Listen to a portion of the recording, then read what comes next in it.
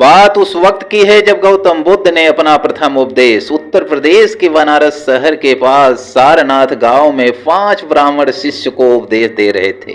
तब भगवान बुद्ध ने कहा, हम किस विषय के बारे में सोच रहे हैं ये ज्यादा महत्वपूर्ण है।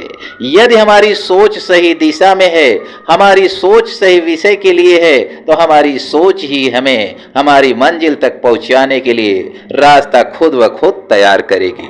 बौद्ध धर्म का प्रारंभ और बौद्ध धर्म की शुरुआत भारत में महात्मा बुद्ध द्वारा की गई थी। उन्होंने अपने अनुयायियों को यह सिखाया कि संसार के दुखों से मुक्ति पाने का एक ही रास्ता है, आत्मज्ञान और अहिंसा। बुद्ध के सिद्धांत अहिंसा, सत्य और करुणा पर आधारित थे। भगवान बुद्ध ने जीवन को सफल और सुखी बनाने के लिए कई बातों का जिक्र किया है।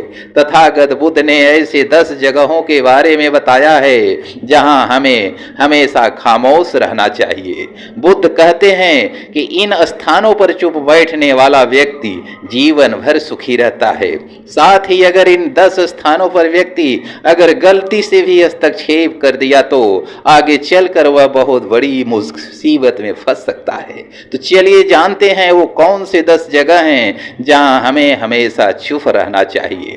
पहला है जहां लड़ाई झगड़ा चल रहा हो। गौतम बुद्ध ने कहा, जहां पर लड़ाई झगड़ा हो रहा हो उस जगह पर व्यक्ति को हमेशा खामोश रहना चाहिए। यदि किसी स्थान पर झगड़ा हो रहा है और आपका उससे कोई संबंध नहीं है तो आपको उसके बीच में कोई भी हस्तक्षेप गलती से भी नहीं करना चाहिए। अगर आपने गलती से भी उन लोगों के बीच में हस्तक्षेप कर दिया तो आगे चलकर आपके ऊपर बहुत बड़ी समस्या आ सकती है। इसीलिए झगड़े वाले स्थान पर मौन रहना ही अच्छा है। दूसरा है जहां लोग अपनी तारीफ खुद ही कर रहे हों। तथागत बुद्ध ने कहा, अगर किसी स्थान पर लोग खुद की तारीफ खुद ही कर रहे होते हैं तो वैसे स्थान पर खामोश रहना चाहिए। साथ ही यदि किसी स्थान पर सभी लोग अपना अहंकार दिखा रहे हैं तो वहां पर आपको बिल्कुल खामोश बैठना चाहिए। ऐसी जगह पर बोलने वाले व्यक्ति का अपमान ही होता है।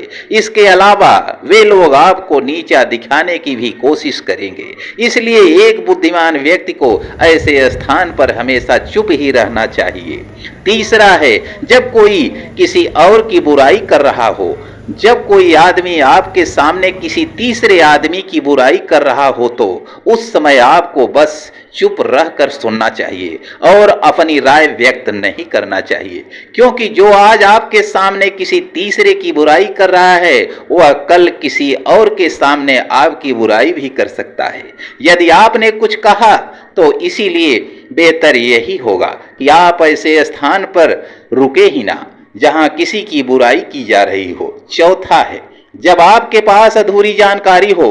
भगवान बुद्ध ने कहा, अधूरी जानकारी बहुत ही खतरनाक होता है। यदि आपको किसी घटना या किसी विषय पर अधूरी जानकारी हो तो तब आपके लिए चुप रहना ही उत्तम है, क्योंकि अधूरा ज्ञान बड़ा ही घातक होता है। यह आपको हंसी का पात्र भी बना सकता है या किसी मुसीबत में भी डाल सकता है, या फिर आपके दिए गए अधूरे ज्ञान से दूसरे को हानि भी हो सकता है। इसीलिए आपको किसी दूसरे को सलाह या ज्ञान तभी देना चाहिए जब आपको उस चीज के बारे में पूरी जानकारी हो। पांचवा है जब सामने वाला व्यक्ति आपकी भावना ना समझ रहा हो। तब आपको यह ज्ञान हो जाए कि सामने वाला व्यक्ति ना तो आपकी भावना का सम्मान कर रहा है और ना ही वह आपकी बात को समझ पा रहा है। तो ऐसी स्थिति में आपको स्वयं शांत और चुप हो जाना चाहिए, क्योंकि ऐसे लोगों को आपकी भावना या दुख से कोई मतलब नहीं होता। ऐसे लोगों को अपना राज बताकर आपको पछताना ही पड़ेगा। हिंदी में एक कहावत है कि भैंस के सामने बीन नहीं बजानी चाहिए। इस समय आपको इस कहावत पर गौर करना चाहिए ताकि ना तो आपकी एनर्जी वेस्ट हो और ना ही आपको बेवकूफ समझा जाए। छठा है जब कोई इंसान अपना दुख व्यक्त कर रहा हो। यदि कोई इंसान अपने दुख या परेशानी के बारे में आपको बता रहा है तो इसका मतलब यह है कि वह आप पर भरोसा करता है और आपको अपना समझ रहा है। ऐसे में तुरंत ही उसे समाधान बताने के बजाय चुप रहकर उसके दुख या समस्या को ध्यान पूर्वक अच्छे से सुने। उसके बाद अगर आपने कभी अपने जिंदगी में वैसी परिस्थिति का सामना किया हो और आपको यह पता हो कि ऐसी परिस्थिति में क्या करना सही होगा, तभी जाकर ही आप उसको उसके परेशानी के अनुसार समाधान दें। यदि आपको नहीं पता कि उस समय क्या करना चाहिए, तब आपके लिए चुप रहना ही बेहतर होगा। ऐसा इसलिए क्योंकि गलत सलाह देने से उसकी परेशानी और भी बढ़ सकती है। और सबसे जरूरी बात यह कि आप उसके दुख या समस्या को गुप्त ही रखें, किसी और को ना बताएं। सातवां है, जब कोई व्यक्ति आप पर क्रोधित हो या आपसे झगड़ा कर रहा हो, जब आपका कोई करीबी व्यक्ति आपसे झगड़ा कर रहा हो या किसी बात पर आपसे क्रोधित हो, तो तब उसके सामने आपका चुप रहना ही समझदारी भरा कदम होगा। क्योंकि जब व्यक्ति गुस्सा कर रहा होता है, तब उसका अपने मन पर नियंत्रण नहीं रहता है। ऐसी परिस्थिति में उनके क्रोध की अग्नि में अगर आप भी कूद पड़ेंगे या उनसे झगड़ा करने लगेंगे, तो जो बात कल सुलझ सकती थी वह और भी ज्यादा बिगड़ती चली जाएगी।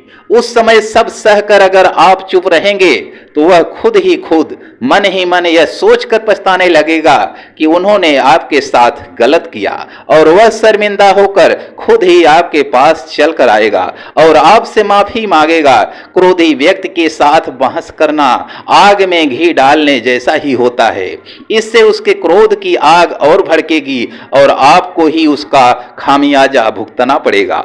आठवां है, जब किसी मुद्दे से आपका कोई संबंध ना हो, अगर आपका किसी मुद्दे से कोई संबंध ना हो, तो वहां आपका चुप रहना बनता है।